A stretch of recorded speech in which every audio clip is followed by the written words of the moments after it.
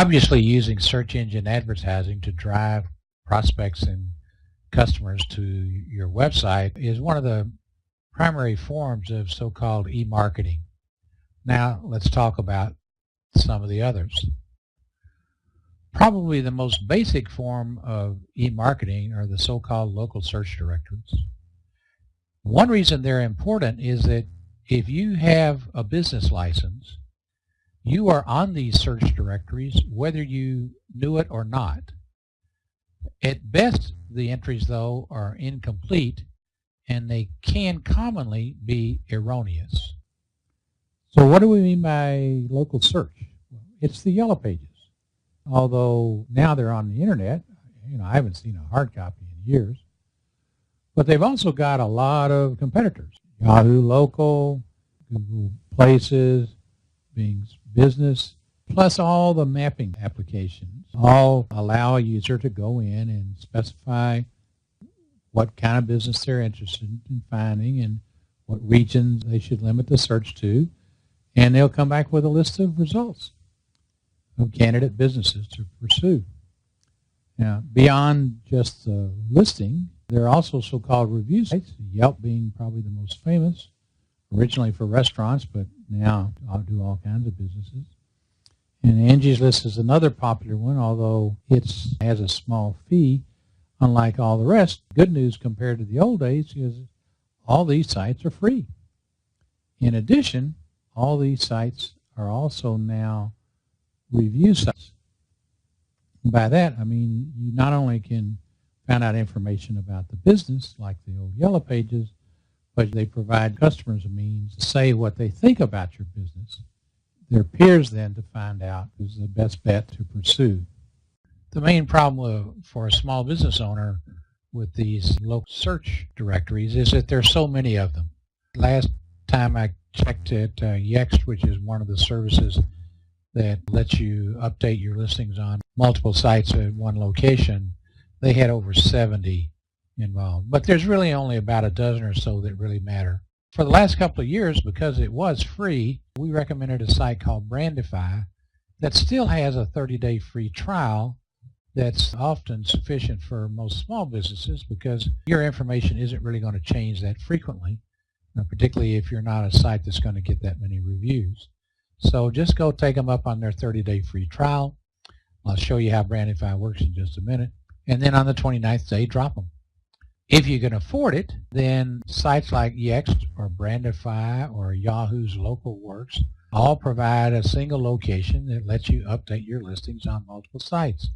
But the problem for most small businesses is they're not cheap. It's like 20 to 50 bucks a month. Now, there is a site called getlisted.org that unfortunately used to be free, but is now still relatively inexpensive. It's only like 50 bucks a year. But notably, all the listings for the online Yellow Pages are free if you manage them one at a time. And that includes the big boys like Google and Bing and Yahoo.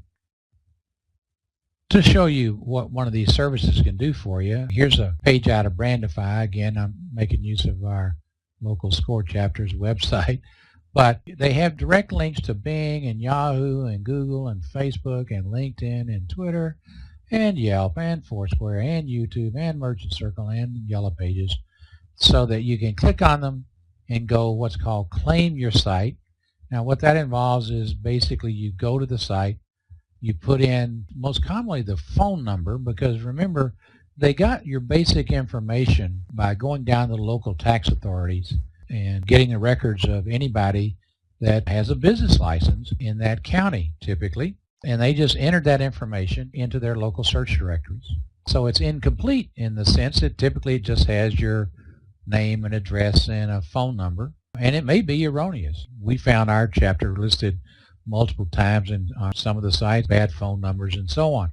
So regardless, you go to the site, you typically you'll find a link there that says, is this your business, or claim your business, and you click on that.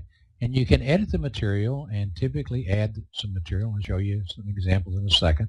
And then, but before they will publish it, they will verify that you're the owner, typically by calling the phone number, because they trust that because they got it from the tax man. And they'll send you some automated voice code that says like your verification code is 1783, and you enter that into the website so they validate you as the legitimate owner and will accept and then publish your updates. Going beyond that, if you can afford those services, they also not just handle the initial and infrequent updates, they also track the activity. So for example, they sort of create a pseudo credit score. When we first started the process, we weren't listed in a variety of places, or where they were erroneous.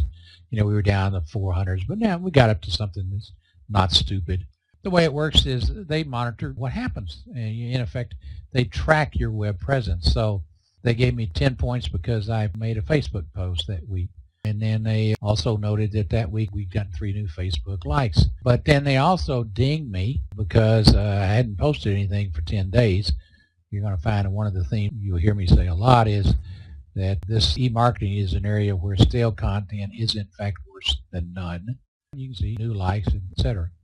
And particularly if your business is like a restaurant or a bar or something that you anticipate getting a lot of reviews, it may very well be worth the investment in these services, because they'll not only let you update, but they give you one place to go to monitor all the interactions.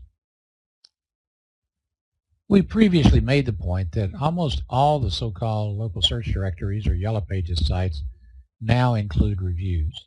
Now this happens to be one of the original review sites, which is Yelp, but the others are all the same. You enter what, you enter where, and then they come back with a list of typically ranked by the goodness of the reviews of sites or businesses that satisfy that search criteria.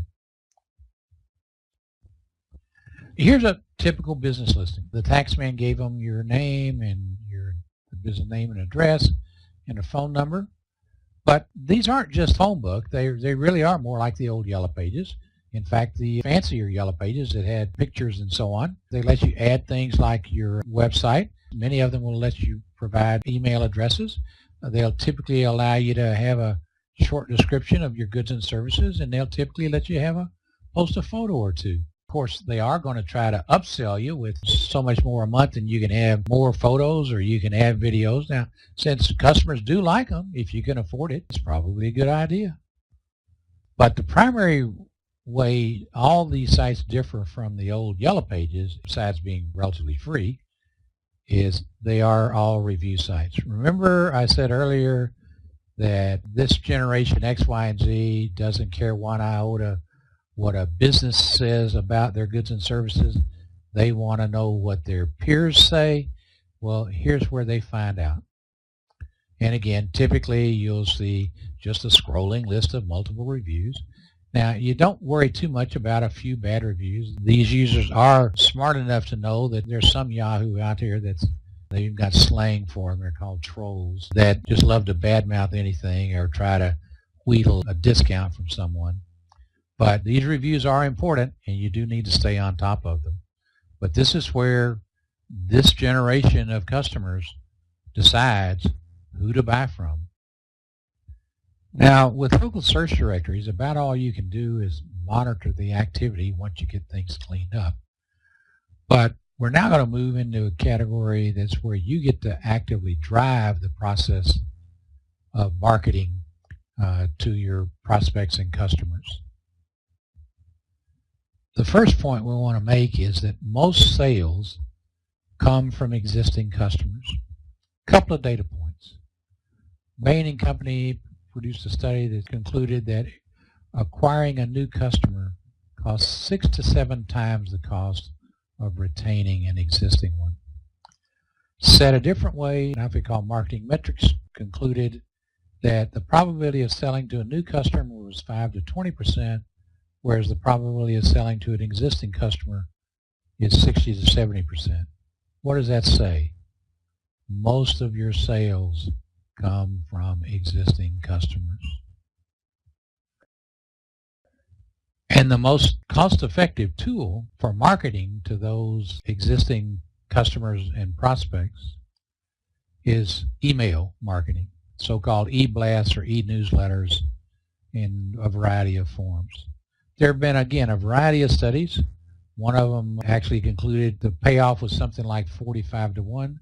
I'm not sure I really believe it's that much, but I can assure you that I believe that after you build a website, after you get your local search directory data correct, this is where you need to focus. Now, there's a variety of providers of email marketing services. Constant Contact's probably the market leader, and which SCORE uses. But I generally actually recommend an outfit called MailChimp, notably because the price is right. That is, they're free if you've got less than 2,000 email addresses. Another good provider offers a package called iContact. It's top rated on a site called Top 10 Reviews, and I'd also recommend that that's a site that you should familiarize yourself with. As the name implies, they typically review a whole host of different forms of technology, from finances to accounting to timekeeping to marketing to you name it, and do a nice job of comparative reviews, and then they rank order them very effectively. So it's one of the places we always start when we're trying to create a short list of things to consider further. Top10reviews.com is always a good place to start. Vertical Response is another player. I'll also mention that customer relationship management systems that we're going to talk about in a second also typically support bulk emailings, as do others. To get started, you're going to have to just basically, however you can go about it, start building your list of email addresses. That's why you may find a sign-up sheet at a cash register or at an event you attend. You may have some waitstaff offer you, or cashier offer you 5% off if you'll give them your email address that day. Some businesses collect business cards in a goblet and for a drawing once a month. All of these are just schemes to collect addresses so they can start marketing to you. Now, while it's a good practice to get permission, so-called opt-in, from people to add them to your mailing list, it's not actually required legally. Legally, you only have to have a so-called pre-existing business relationship and to provide a means to opt out. And actually, there's a few other things. You got to give them a way to label you as spam. The newsletter has to be labeled as an advertisement. You can't have a misleading subject line. You have to provide a physical address. But those are all kind of rules associated with the so-called Canned Spam Act, which many people will say actually legalized spam, but it's a very effective tool for small business. Remember, what's important is that you have this prior relationship with the recipient. How that occurs will depend on your business. In our case with SCORE, if you're one of our clients, if you attend one of our seminars and were silly enough to fill out an attendance form, then we've got a relationship with you, and so we can legally send you an email. Although we do offer you, an opportunity to opt in to our newsletters on our website and so on. But these services, like we were talking about, like Constant Contact and MailChimp, they're mainly do about three things. First, they keep you legal, that little litany of requirements I was just talking about, not misleading subject lines and ways to label you as spam and so on. They also provide very powerful, nice-looking, easy-to-use templates similar to the do-it-yourself websites tools we were talking about, so that you can really produce some very professional-looking newsletters and announcements for a new location or a new product line or whatever. Notably, the primary thing they do is they enable unrestricted delivery. You may not realize it, but for example, our SCORE chapter has about a 3,500 name mailing list. If I tried to mail that and send out an email from my ISP, and it pretty well applies whether you're on Verizon or Roadrunner or whatever, the first 100 will go fine, but when the 101st one comes up, it'll stop for an hour, and then it'll let another 100 go, and it'll stop for an hour, and it'll let another 100 go. Now, that obviously is not very practical when you're trying to manage this type of thing. So these services basically enable you to go to one place, put on all 3,500 names, click send, and because of the arrangements they've made with all the big boy ISPs, they can send that stuff in one fell swoop.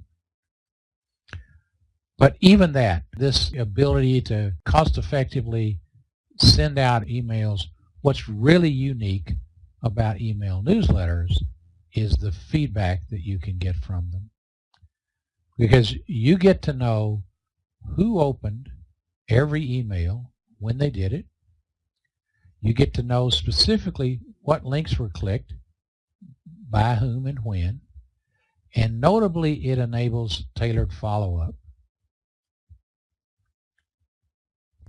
Email newsletters are about the only marketing mechanism that I'm aware of that gets you this kind of feedback and enables tailored follow-up like I'll be discussing. I mean, you can print out TRIFO brochures, and we do. You can have newspaper ads, and we do.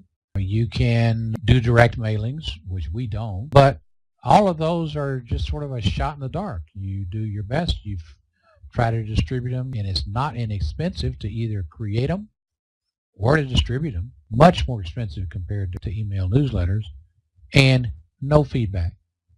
So let's look at the feedback you can get. Here's a typical report out of Constant Contact. This was a couple of years ago, and at that time we only had about 2,500 names on our list, and we had about 100 of them bounce. Those are typically either just people gave us bad email addresses or their mailbox was full. We had 7 people with a really bad judgment to label us as spam. We had about 28 of them opted out, but we still had over 500, well over 20% of them that opened the email. And I could click on this number here and know exactly who those 511 were and when they did it. Now, that's considered a very good open rate. In our industry, 15% is kind of an average number. And of those 511 that opened, another 80 of those actually clicked on one of the links in the email. And now in our case, our email newsletters are primarily an announcement that we send out about every month or two about, okay, here's a new seminar or two that we just begun to offer, and here's the next 5 seminars that are coming up, and here's a link to all of our upcoming seminars, and oh, by the way, here's a link that if you need some help for counseling. But most of the links in the newsletter are actually links to the imminent seminars. And again, we had a little over 15% click-through rate in our industry. 12 is good. So we're doing pretty good. Now, let's look at this link. It was probably a particular seminar, and we had 10 people click on that link. Okay, now I can click there, and I know exactly who the 10 are. So pretend you're a business. Okay, you're in women's fashions. You put out a newsletter talking about a new designer that you are now representing, and here's a picture of a red dress, and here's a picture of a blue skirt, and here's a picture of black slacks. And this happens to be the link to the red dress. Okay, next week, you send out another newsletter offering 20% off on red dresses. But you don't expose yourself to the risk of losing 20% of your income to 2,500 people. You only send it to the 10 people that you know already are interested in red dresses. There is no other marketing tool that I know of for a small business that provides that type of direct, specific feedback regarding customer interest and desires. We're actually not trying to be flippant with the title of this slide, but we really didn't know what else to say, except that these so-called CRM software packages are primarily a means to capture all the interaction with a customer in a single place.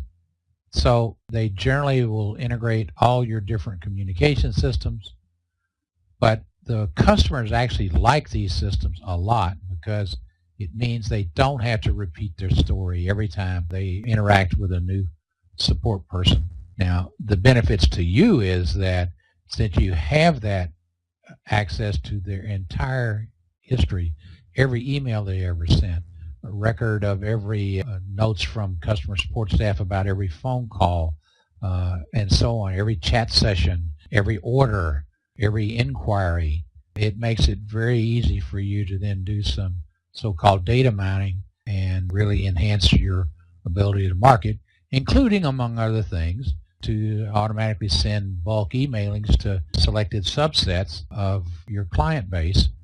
There are free providers of these kind of tools. There's one called Insightly. although probably the most well-known provider is an outfit called Salesforce.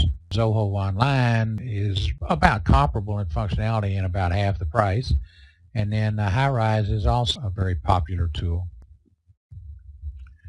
Now, when you bring up the topic of e-marketing, I would suspect that most people would think about what we're going to be talking about next, the so-called social media of sites such as Facebook and Twitter and YouTube and so on. Before we get into the details about the specific sites, let's talk about what we're trying to do with this social media marketing.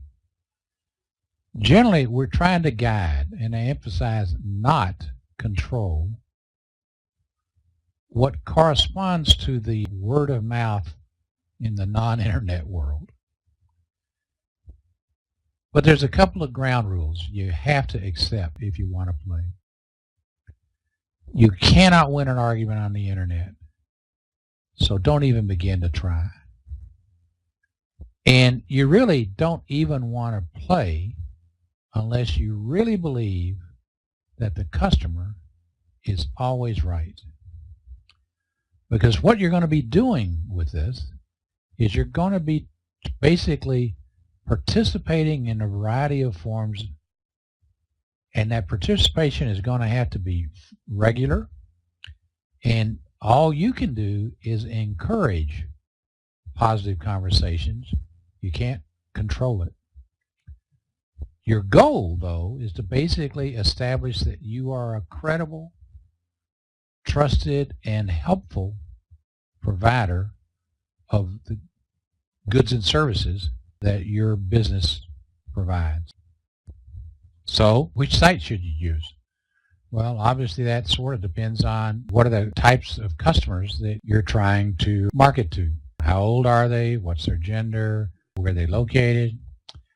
But the other thing you want to think about a lot is, what do you really have that you can share? Are you just going to be discussing upcoming events like you got a new band this Friday or some discount deals, or are you going to be able to provide helpful articles? Remember my cyber clan I talked about out in the Midwest that has a whole suite of articles that are helpful to people that are into trying to make wooden toys for kids. Maybe you're in a good position to produce various forms of videos. Maybe you have a lot of photos that you think are attractive and could attract customers to your business. Again, the focus is on being helpful and establishing trust. Sales will follow. And here's a term, you've already heard me say it more than once, but I'll say it again and probably several times after that. That is, stale content is worse than none.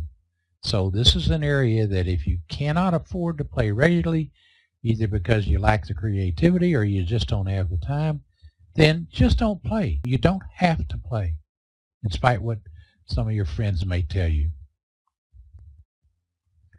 Now, the 800-pound gorilla in social media is obviously Facebook.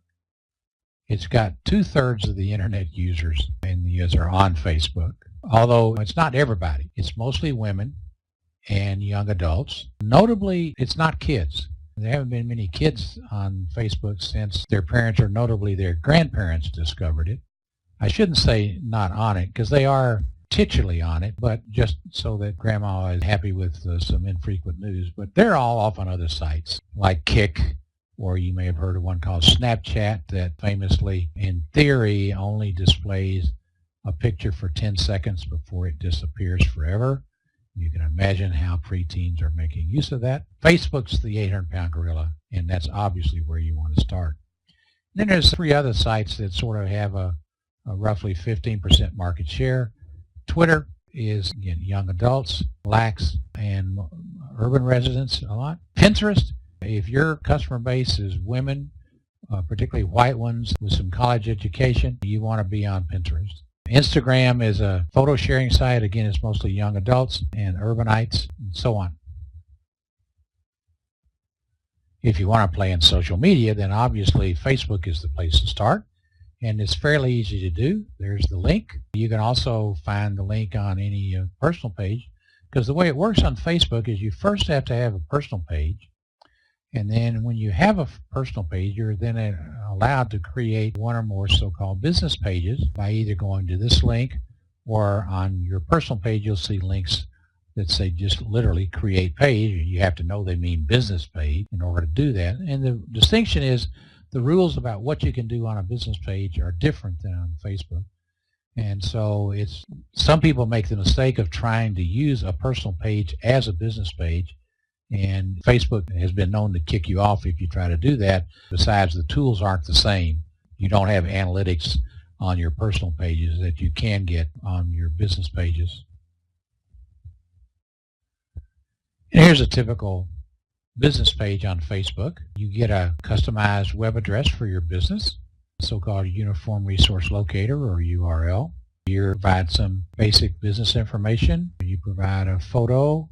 You provide a large background image. And this is the famous like button, which is how people on Facebook decide to follow your business.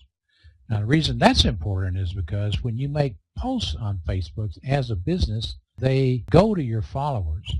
It used to be they automatically went to all your followers. Unfortunately, in the last year or two, they tend to just go to some of your followers unless you promote, in fact, buy an ad from Facebook to make sure it gets to all of your followers. And here's some typical Facebook posts.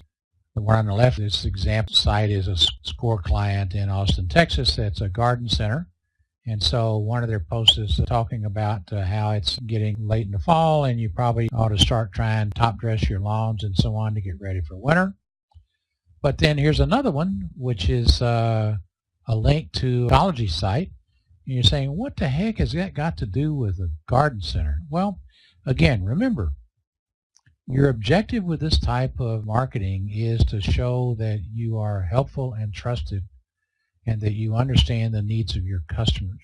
So this business knows that you're interested in gardening. You're probably also interested in ecology and recycling and so on. And so they found this interesting story. They got a post out of it. It gets their name in front of their followers again, even though it's not gardening per se. And it really sends the message that we understand you, our customers, and we're here to be helpful to you. Twitter's a different animal. It's a conversation. It's mostly used for businesses that are monitoring activities in the role of customer service or other types of feedback. The main issue with Twitter is that you must be responsive.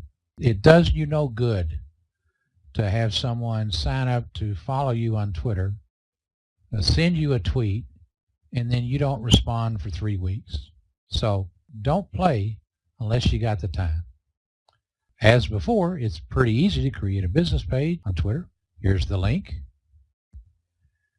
And Twitter business page, it looks kind of similar. Again, you get your customized web address or URL.